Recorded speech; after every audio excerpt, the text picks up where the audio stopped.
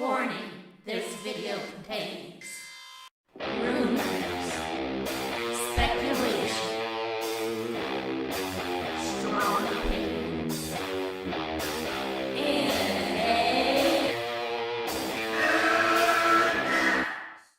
Good afternoon, Warriors! Welcome to Movie Madness, Episode 9! By the time this Warrior gets home from his day job, the working man, you've heard about Dark Phoenix bombing all over the place by now. So shout out to everyone on YouTube. Perfect time to talk about the Disney effect. Now, why did it bomb? Give you lots of details why. And what I try to do here is give you a different take. Honestly, let's be real. This movie never had a chance. You might be hearing all over the places, thank goodness Disney now owns X-Men so they can bring it back right. Man, that was horrible. And that's the point. Honestly, surprised that this movie got a theatrical release at all or finished. Turner?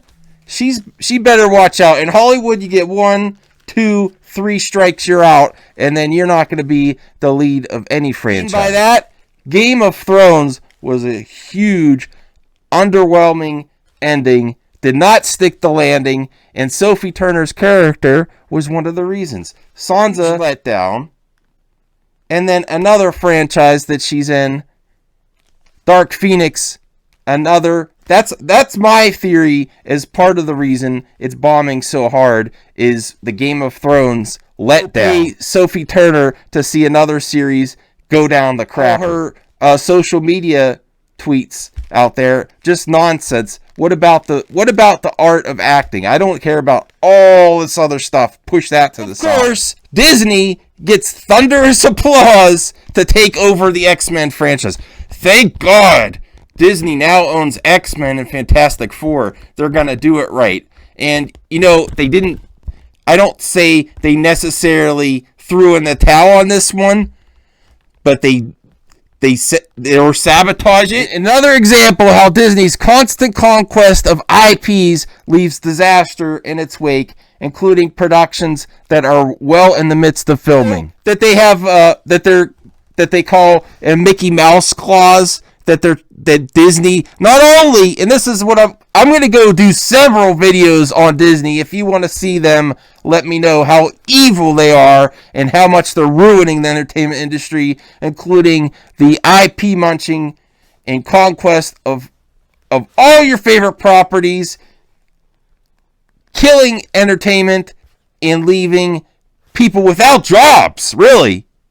Seriously, it's happening. Most people don't care. Cover the fair use issue for fan film because fan film is the force, it is the future, and it's our loophole to fandom. And Disney is munching all these IPs, grabbing them with a huge ball on the back end where you don't see this on Collider or Entertainment News and shill sites, is they're behind the scenes getting their lawyers to try to extend the domain laws. I wonder why. Why would they want to extend the public domain laws? Hardly a lot of what Disney has owned. They've constantly behind the scenes tried to work this law to their benefit. You can't use entertainment for. There's lots of reasons it's good for entertainment to go into the public domain, but not if Disney has their way. Dark Phoenix. I haven't seen it yet. I wanted to see it when it was announced, but then with the Disney-Fox merger, see this coming a mile away. Basically, what Fox had to do was act like they're still, for everything to go smoothly, they have to act like they are actively in business with productions going constantly. When they got that final okay for Disney, the money stopped rolling in. Initially would have been more ambitious. I've heard even a 2-parter to really do the story right. Now they still could have failed. Let's be honest. Disney effect. Once they had to check with Disney, the check stopped coming in for production. It didn't get the polish or care it deserved because Disney doesn't care. Any earlier in production, it would have been canceled, but it was too far along. That's why you're getting a release. Plus, constant delays, very low advertising campaign, basically a skeleton crew to finish the production that should have been a two-parter, but now a skeleton crew picking up the pieces. I'm surprised they were able to salvage a movie at all, especially now that Disney is in control. Because they're not going to put anything into it to get it done right. To help the fans that were on board with the new X-Men series to finish it strong, because that won't help them either, because they don't want to continue this series. They'll lose money on it, but they don't need it to succeed, because that doesn't help where they want to go. Recommendation to Sophie Turner: stay off Twitter, because it stays there for a while, and you'll lose even more fans. That's my thoughts on the disaster of Dark Phoenix. It was unavoidable because of the Disney takeover, and there's disaster is left in Disney's wake across the entertainment industry. If they can't get your IP, get your talent. If you're in production, they leave a skeleton crew. And Disney doesn't care about art or following things through. Only remakes, rehashes, and another topic I want to do. Why are remakes so prevalent? When do we get to the good stuff? We never get to the good stuff. We keep doing the same movies over and over again. Will the Phoenix Saga ever get another remake? I don't think so. I would take it if I were Disney. I would make the X-Men franchise on Disney streaming, start it there, and then do crossovers in the big films. That's what I would do, because there's so many X-Men movies. Your thoughts? What would you want to see for X-Men in the future? Or, that's another thing I've heard this week, is they don't want to call it X-Men. Even getting into that here. I might do a video on it tomorrow. We'll see what happens with Movie Men. Okay, now let's talk about some random stuff for the channel. Like I said, I do want to try to include steelbooks into my channel, because that's why I started my channel to begin with. So here's a recent pickup. The Predator 3-movie steelbook collection. It does not include the one from last year. And guess what? That's one I'm never going to get. That movie was horrendous. I actually enjoyed it until the Predator, the large Predator gone. It just was bad special effects. Oh, and you know what? The 2010 Predator movie with Robert Rodriguez is underrated. And it's a gem. You know why? Because we're not getting anything that good anymore. When things get so bad, you have to go back and look and see what the gems you had in the past. And Predators from 2010 is good in my book. It was a lot of fun. I'm not saying it was amazing. It's not like the original one. But it's something to watch, something to enjoy, some great action sequences, and interesting. Not like this constant junk we get now. So that's my pick for today. And then I'll talk about the War Council, which, guess what? It's not a good idea to have a mental health PSA and then say, let's go live. I think they were a little bit, they had to check me out first, make sure I was sane enough for a live stream. So, maybe we'll get there.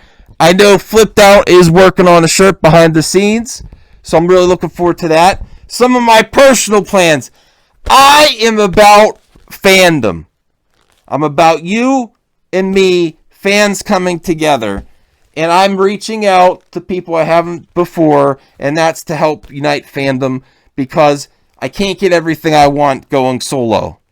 I want to work with people with different opinions. I think it'll make a more interesting conversation. I do eventually want to go on a live stream, but my videos don't help that much when I go all over the place. But we'll get there. And I'm really looking forward to including you viewers. My other personal goals is, the Oscars are BS. So, I got to talk to Flipped Out about this, because I really want to put together a fandom awards while we live stream for the War Caught, and have videos for each category, for Oscar categories, along with our own. to celebrate fandom, celebrate movies, and reward those. And we'll have a fan film award and the fandom awards. So I'm going to work on that. Even if Flipped Out doesn't personally help me with that, I'm going to do it myself. Because I know a way we could do it. Just make a video for each category, have the YouTube polls, and you vote. What a great way. So, I might fail, but a warrior tries no matter what and dies on the battlefield trying. And that's what I'm doing with this channel. I'm dying on the battlefield, but I'll stick around as long as there's some of you talking to me. So, let's go and try to answer a super chat. I'm going to have to go back to a video, so I'll pause right here. Hey, get your super chat questions in for the next episode. I'm running low. How many subscribers did I lose yesterday? I lost a lot, but I appreciate you sticking around. So get those super chats in. You're more likely to get a response now than ever. But this one goes out to Star Warrior Weed Not. And he asks, I think he was alluding to, because I talk about the Force is fans, the Force is fan film, and the future is fan film. And he's saying, what Star Wars movie should the fans make? He mentioned a Darth Revan movie, a Force Unleashed movie, or Knights of the Old Republic. I think that Lucasfilm is actually trying to do Knights of the Old Republic. I think the fans probably could do it better, but I'd be very interested to just see the Force Unleashed, especially with Star Wars Theory doing Star Wars fan films. I wonder if he'll ever touch on the Force Unleashed and The Secret Apprentice. So that would be my pick. I'd love to see it. And I almost forgot the Star Wars dad. He wants you to go on a cruise. So if you want to get together with fans on a cruise, hit up the Star Wars dad on Twitter or on his YouTube channel and say, yeah, I'm interested in a Star Wars cruise. I'm not going to go personally because I want to keep this madman a mystery and I want to keep this movie madness going strong. I know this episode was all over the place, but I hope you enjoyed it. Tell me if you stayed till the end. Keep the super chats coming, and I'll see you in another video.